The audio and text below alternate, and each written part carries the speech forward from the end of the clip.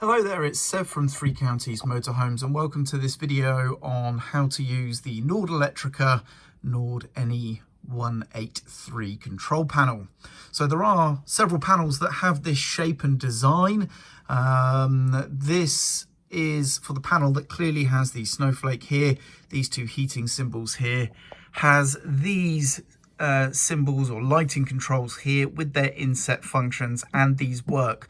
Some vehicles will have this panel but may not have this functionality working, so just do bear that in mind. That will be a slightly different panel. So in this video we're just going to cover the basic functions. We won't do any troubleshooting or anything like that. For any of those sort of things, please do refer to your instruction manuals or speak to a specialist. So let's dig in. To power the panel on, you're going to press the power button and that will bring up a screen that looks something like this. See if I can get the backlight to come on. So here we have the screen. We can see the internal temperature at the top, we get the time, and then we get the date. Simple as that. To cycle through pages of information, we're going to press the tick button here. So the first press is going to take us to our fresh and waste tank levels, as you can see here. I believe these operate in 25% increments. And then we have here the battery voltages. So on the left is habitation battery and on the right is vehicle battery.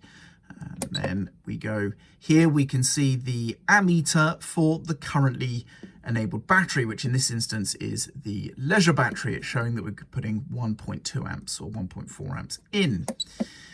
And then press again, we're back to the main menu. Over here, we have buttons for our various lighting circuits, and typically these should be our awning light, our entry light, our roof lights, and then remaining interior lights. Over here, we have our water pump master switch, which we can turn on like so. That will give power to our water pump. Now, on vehicles with air conditioning fitted, this button here will turn that on, but as you can see, we don't have one connected. And then here we have buttons for heating and hot water systems, and I will come back onto these. This button here allows us to select the vehicle battery to power the vehicle, but this will also direct the mains powered battery charge should we be powered on mains hookup. Now, I would only recommend pressing this button to charge your vehicle battery. Do not run your motorhome on the vehicle battery. That is a bad idea. The vehicle battery is not designed to do so. But with us plugged into mains, if we choose the vehicle battery here, whilst yes, we are running the vehicle on the vehicle battery, you can see it's also directing the charge that way. We have the higher voltage now on the vehicle battery, and the ammeter is now showing the vehicle battery here, and that we're putting about an amp of current into the battery. So you can run off both batteries, but I recommend you don't. Only run your motorhome off of the leisure battery, but you can use this button to allow charging to go between both at the press of this button here. Just choose which battery you want to charge, either red light on for vehicle or no light on for leisure. So now let's come on to how to set some settings. So if I press and hold the tick button for about 3 seconds or maybe 2 seconds, we can now play with some information. So this allows us to set the date and time.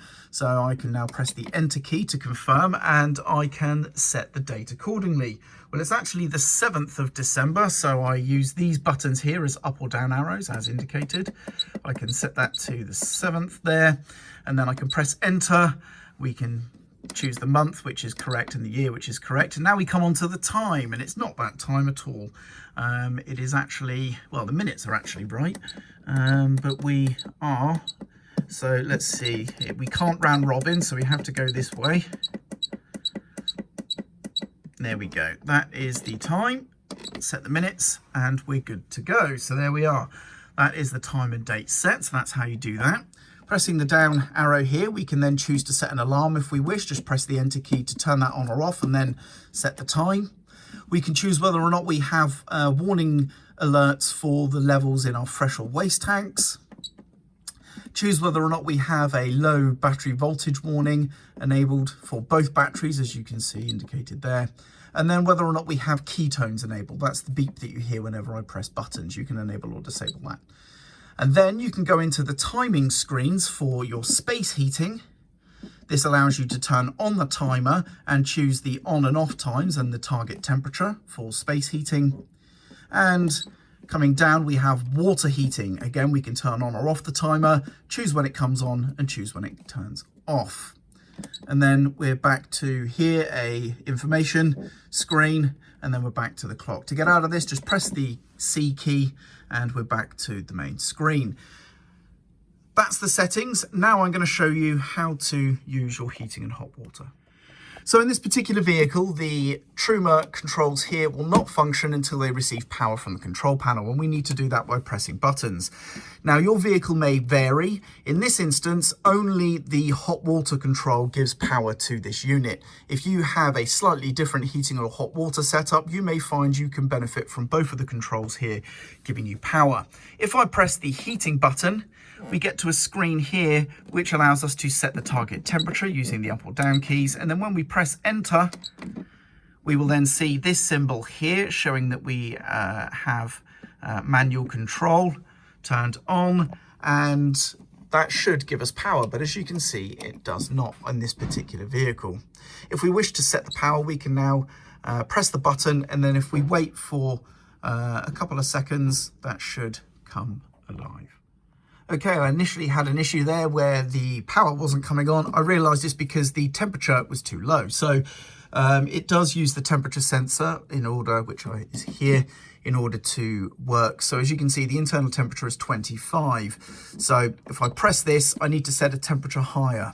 And if I now leave it, you'll see that the power will come on. And there we go. So now we have power. Now, that doesn't actually turn power onto this unit in this particular vehicle, but in yours, that may allow you to function your space heater.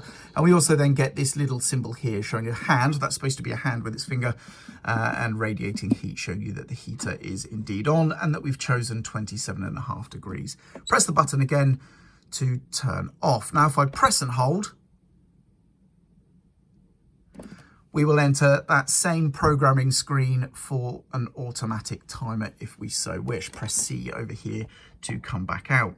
Now, if you do happen to select a temperature lower than is the target here, for example, if I select 24 degrees and then leave it for about 3 seconds for it to turn on, you will see, as is what happened to me a moment ago, the power hasn't come on, but it is actually on here, as you can see. So once the temperature dips below 24 degrees, this will power back on to turn on your space heater. Okay. So that controls that. Oh, I don't know why I'm pressing C. I need to press that. That turns it off, as you can see. Same for the water heater. If I press this, then leave it for I need to press it. There we go. That will turn on, as you can see there.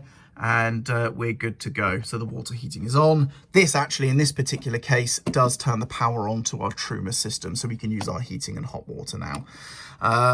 If I press it again, it will turn off. Okay, now something to bear in mind, if you are using a Truma system like this, if the power on this cuts out while this is running, then the Truma will block out. You'll need to manually reset this and turn it back on. Unfortunately, Nord Electronica have tried to be clever and allow you to run everything, including your heating and hot water, from here, but Truma doesn't like having its power interrupted or not. So ideally, what you would have is a system where you could leave this all set up just on, and then the Nord Elettronica will turn it on and off depending on your timers or your input, set the temperature and do all of the rest of it itself. That doesn't work with the Truma system. If you cut the power off, Truma doesn't like it. So basically just press this to turn it on and then use your Truma normally. Just treat this like a master isolator if you have this system running alongside it. If you have a different heating and hot water setup, then your mileage may vary. But in systems where this is indeed the case, then you will find that this is not going to work for the most part, because like I say, Truma systems will just have a hissy fit if you cut their power, and it will not turn on again. I'll show you that actually. Let me just show you that working. So for example, if I turn on the isolator here, giving us hot water, which in this instance, or in this vehicle, is giving us power here. I'll turn on the hot water here, as you can see is now on. Now I'm gonna cut the power. There we go, that cuts the power. Truma has now powered down, or just lost its power completely. You saw the lights gently fade out. Now if I turn on the power, it comes on, but it has a fault. This needs to be manually turned off and then turned back on again for it to function, therefore completely destroying the functionality of having it automatically turn on and off by the panel. Hopefully that makes sense now. But there you go, that's how you use heating and hot water with the Nord Elettronica. Like I say, you can enter the settings menu to access your automatic timers if you are using those, or you can just long press either the space heater or the water heater to choose control over those timers as well. And powering down the system is just as easy as holding down the power button until everything shuts down with a big power symbol like that. And that's it. That's how to use the Nord Elettronica Nord NE183 control panel. I'm Sev. I hope you found this video useful, and thank you very much for watching.